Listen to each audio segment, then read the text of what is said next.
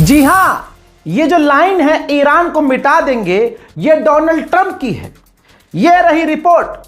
Donald Trump इतना डर गया है ईरानियों से और ईरानियों के पोस्टर से, जिन पोस्टर्स में आपने 3 दिन देखा वी विल किल ट्रंप लिखा गया ईरान, तेहरान और इराक के अंदर। तो डोनाल्ड ट्रंप ने कहा है कि मैंने अपनी सिक्योरिटी से, अपने तमाम नेताओं से कह दिया है और फौज के कमांडरों से कह दिया है कि अगर मुझे कुछ हो जाए तो पूरे ईरान को मिटा देना, इतनी बमबारी करना कि ईरान मिट जाए। हंसी निकल रही है, लेकिन दोस्तों मामला इसलिए सीरियस है क्योंकि डोनाल्ड ट्रंप बुरी तरह से जलील हो चुका है। जलील।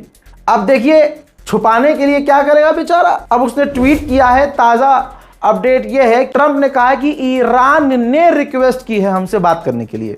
भाई साहब, गली का कुत्ता भी इस बात पर यकीन नहीं करेगा, मजबूर हूं क्योंकि यह खबर का हिस्सा है तो बता रहा हूं। ईरान ने रिक्वेस्ट की है और हम राजी हैं ईरान से बात करने की, लेकिन हम कोई शर्त ईरान की नहीं मानने वाले।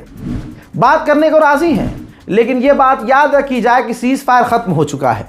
यानी डोनाल्ड ट्रंप ये कह रहे हैं कि भैया अब हम हमला कर सकते हैं, सीज फायर नहीं है, कुछ भी हो सकता है, लेकिन ईरान से हम बात करने को राजी हैं। एज यूजुअल ईरान जो कहता है, ईरान ने वही कहा। ईरान ने कहा कि हमने अमेरिका से बातचीत करने की कोई रिक्वेस्ट नहीं की, बल्कि हमने बात करी ही नहीं है। तो आप समझ सकते हैं गुलाबी सुअर खुद ही बॉल डाल रहा है और खुद ही बैटिंग कर रहा है। हजरात, मैंने कल सुबह आपको सबसे पहले बता दिया था कि मशहद में आतंकी हमला भी हुआ। अब वहां के जो नए नए पत्रकार उगे हैं उन्होंने ये बात नहीं बताई होगी, कई लोगों ने रिजेक्ट भी कर दिया होगा, नहीं ऐसा नहीं है। ये रहे उन 2 शहीदों की तस्वीरें। ये आतंकी हमले में ये वो 2 शहीद हैं, ये वो पुलिस के जवान हैं ईरान के, जो आतंकी हमले में इनके सीनों में और पीठ में गोलियां लगी और ये शहीद हो गए। एक और पुलिस वाला ईरान का घायल है, अस्पताल में है। ईरानियन ऑफिशियल का जो स्टेटमेंट है वो देख लो भैया।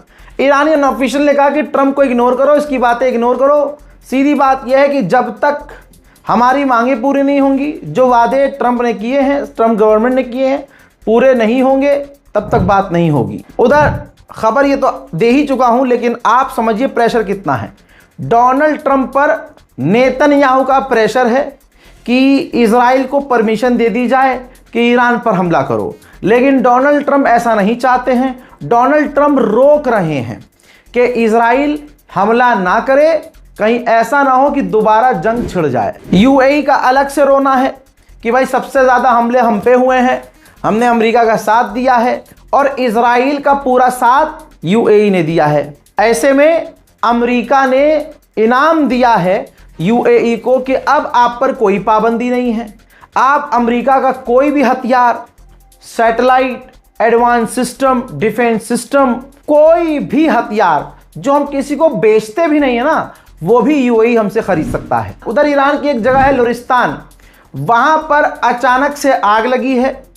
वो आग भयंकर है, आग की वजह ईरान ने नहीं बताई है। दोस्तों, रशिया ने ऐलान किया था, उधर ऐलान किया और इधर 6 रूस के वैज्ञानिक वापस ईरान के न्यूक्लियर पावर प्लांट पर काम करने पहुंच चुके हैं। क्यों मैं कह रहा हूं कि ईरान के लिए बड़ा खतरा है, और जो कह रहा हूं वो चीजें आपके सामने आ रही हैं। 2 चीजें हैं, या तो ईरान पर बड़े हमले होने की आशंका है, या ब्लॉकेज अमेरिका दोबारा लगा देगा। सैटेलाइट इमेज दिखा रहा हूं, ध्यान से देखिए। ईरान के बेहद करीब अमेरिका के 2 से 3 एयरक्राफ्ट कैरियर पहुंच चुके हैं। इसका मतलब यह है कि या तो स्ट्रेट ऑफ हॉर्मुज में पीछे से फिर से ब्लॉकेज करने की तैयारी में अमेरिका है, या फिर धोखे से ईरान पर हमला करने की तैयारी है। लेकिन दोस्तों, जो तस्वीर दूसरी आ रही है वो कंफ्यूज कर रही है। 12 एक पूरा स्क्वाड्रन फाइटर जेट का जो तैनात था, 10 से 12 फाइटर जेट जो इजराइल में तैनात थे अमेरिका के, वो इजराइल से निकल चुके हैं। लेकिन ऐसा नहीं कह सकते कि फिर ईरान पर खतरा नहीं है। हो सकता हो ये कहीं और जाकर तैनात हो सकता हो ये छलावा हो, धोखा हो सकता है कि इसी तरह से दोबारा धोखे में डालकर ईरान पर हमला कर दिया जाए। आपको क्या लगता है, कमेंट जरूर कीजिएगा। ईरान के राष्ट्रपति पेजेश्कियान ने पाकिस्तान के प्रधानमंत्री से फोन पर बात की है और तमाम हालात शेयर किए हैं। डोनाल्ड ट्रंप का खौफ देखिए भाई साहब, तीनों टांग लरज रही है उसकी। बेचारा परेशान है।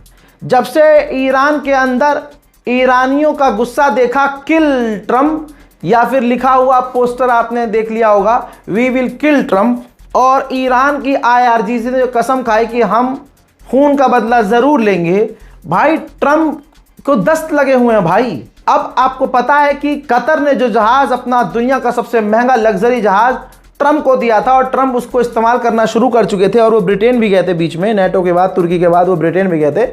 अचानक से इंटेलिजेंस उनको आके कहती है, उनकी सिक्योरिटी टीम, कि आप अब इस जहाज में सफ़र नहीं करेंगे, सिक्योरिटी का खतरा है भाई, सिक्योरिटी रिलेटेड इश्यूज हैं। तो उसके बाद पुराने जहाज से उन्होंने सफ़र किया। वजह सामने आई है, क्योंकि कतर ने जो जहाज ट्रम्प को दिया है, उस जहाज में दुनिया भर की सारी फैसिलिटीज़ हैं, लेकिन उस जहाज में ये फैसिलिटी नहीं है कि मिसाइल को रोक सके या मिसाइल से बच सके। और ऐसे में ट्रम्प की वैसे ही चड्डी फटी हुई है, मुंह के अंदर जबान आई हुई है, एकदम बाहर लटकी हुई है डर के मारे कि कहीं ईरान हमें निपटा ही न दे। जैसे इसने दूसरे इंसानों को कत्ल किया है, वैसे ही अब ये भी डर में है कि इसका भी नंबर लगा हुआ है, फील्डिंग सेट हुई है। ईरान के मेंबर ऑफ पार्लियामेंट्स मांग कर रहे हैं अपनी गवर्नमेंट से कि कानून अब ऐसा लाया जाए पार्लियामेंट में, जिसमें यह बिल पास किया जाए कि डोनाल्ड ट्रंप से बदला हर हाल में लिया जाएगा। यही तमाम चीजें हैं जो डोनाल्ड ट्रंप को परेशान कर रही हैं। अमेरिका ने इजराइल और लेबनान की अभी कुछ दिन पहले एग्रीमेंट करवाया था, सीज फायर करवाया था। अब अमेरिका ने कहा कि लेबनान में जहां जहां इजरायली फौज है, अब जब वहां से वो इजराइल की फौज हटेगी तो उस जगह लेबनान की फौज तैनात होगी। चाइना ने कहा है कि ईरान और अमेरिका दोनों मिलकर सीज फायर का पालन करें। हजरात, यूएन के अंदर रशियन एनवॉय ने फ्रांस, जर्मनी, ब्रिटेन की चड्डी उतारी। भाई साहब, इसे कहते हैं दोस्ती। कहा कि ईरान पर जब हमला हुआ, यूएन के अंदर रूस ने कहा कि जब ईरान पर हमला हुआ, फ्रांस, ब्रिटेन और जर्मनी ने चेयरअप किया था, एंजॉय किया था, खुशी मनाई थी, खुश हुए थे, विरोध नहीं किया था। जंग की शुरुआत ना हो, इन्होंने डर नहीं जताया था, बल्कि खुश हुए थे। यूएन के अंदर दूसरी तरफ ईरान ने कहा है कि डिप्लोमेसी के, बातचीत के रास्ते हमने हमेशा से खुले रखे हैं।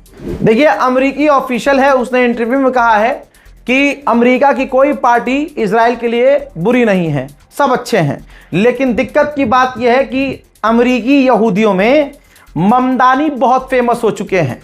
एक मुसलमान का अमेरिकी यहूदियों में फेमस होना, यह नेतन्याहू के लिए खतरनाक है। इस रिपोर्ट को शेयर कीजिए, दुआओं में याद रखिए, चैनल को सब्सक्राइब कीजिए। जय हिंद।